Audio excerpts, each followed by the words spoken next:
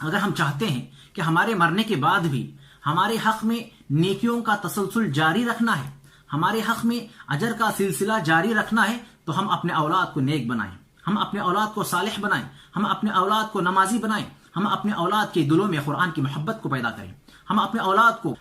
حق و باطل، حرام و حلال کی باتیں بتلائیں۔ اس طریقے سے ہماری اولاد نیک بن سکتی ہے۔ آپ کی اس نیک تربیت کی وجہ سے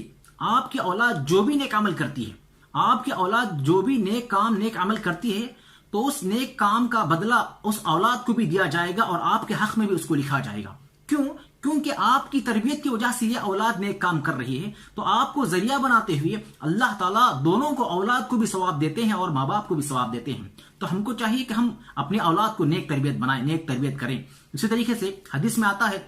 جب ماں باپ انتقال ہو جاتے ہیں، جب ماں باپ کا انتقال ہو جاتا ہے تو اللہ تعالیٰ ان کے درجات کو بڑھاتے رہتے ہیں، ان کے درجات کو، ان کی نیکیوں کو بڑھاتے رہتے ہیں۔ ماں باپ ان سے اللہ تعالیٰ سے پوچھتے ہیں کہ اے اللہ، کیا وجہ ہے، کیا بات ہے کہ اللہ تعالیٰ تو ہماری نیکیوں کو بڑھاتا جا رہا ہے، تو ہمارے درجات کو بڑھاتا جا رہا ہے؟ تو اللہ تعالیٰ ان سے کہتے ہیں کہ اے ماں باپ، تم نے جو اپنی اولاد کو دنیا میں چھوڑ کر آیا ہے، تم نے اپنی اولاد کی صحیح تربیت کی ہے، تم نے اپنی اولاد کو نیک بنایا، صالح بنایا ہے، تم نے اپنی اولاد کو حلال و حرام کی باتیں، اخلاق کی باتیں سب کچھ سکھلا کر آیا ہے۔ آپ کی اس تربیت کی وجہ سے آپ کی اولاد دنیا میں نیک کام کر رہی ہے، آپ کی اولاد آپ کی وجہ سے دنیا میں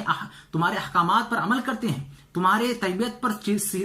تربیت کے اوپر عمل کر رہے ہیں، آپ کے احکام پر، آپ کی تربیت کی وجہ سے وہ نیک کام کر رہے ہیں، جس کی وجہ سے اس نیک کام کا اجر، نیک کام کا بدلہ تو ان اولاد کو بھی دیا جا رہا ہے اور آپ کو بھی دیا جا رہا ہے۔ آپ کے حق میں بھی نیکیوں کا سلسلہ ان کے ذریعے سے جاری رہتا ہے۔ محترم سامعین حضرات، کتنی بہترین حدیث ہے۔ ہم کو چاہیے کہ ہم اپنی اس دنیا کو چھوڑ کر جانے سے پہلے اپنی اولاد کو صالح بنائیں، نیک بنائیں، نمازی بنائیں،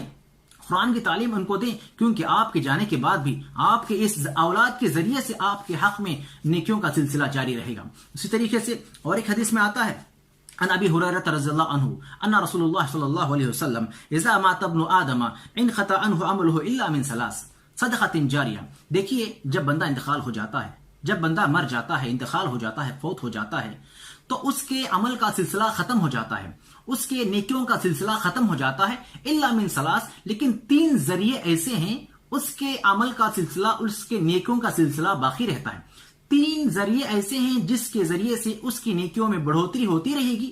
اس کی نیکیوں کا سلسلہ جاری رہے گا۔ تو وہ کیا ہے؟ صدقۃ جاریہ، صدقے جاریہ، ایک ایسا صدقہ، یعنی اگر آپ کسی مسجد کی تعمیر کے لیے پیسے صدقہ کیے ہوں یا پھر مدرسے کی تعمیر کے لیے اس طریقے سے اللہ کے راستے میں خرچ کیے ہوں، تو وہ صدقہ آپ کے لیے آپ کے حق میں صدقے جاریہ بن جائے گا، آپ کے حق میں جو ہے نیکیوں کا سلسلہ جاری رکھے گا۔ اسی طریقے سے اور علم ينتفع به، اور ایسا علم جو لوگوں کو فائدہ دیتا ہو، تو یہ علم کی وجہ سے آپ کے حق میں نیکیوں کا سلسلہ جاری رہے گا۔ اسی طریقے سے او ولد صالح يدعو له، یعنی ایک نیک صالح اولاد۔ یہی پوائنٹ جو آج کے میرے اس موضوع کا تعلق ہے، یہ ایک ایسی اولاد، نیک صالح اولاد، جس کو آپ نے تیار کیا تھا، جس کو آپ نے تربیت کی تھی، جس کو آپ نے نیک بنایا تھا، ایسی اولاد قیامت کے دن،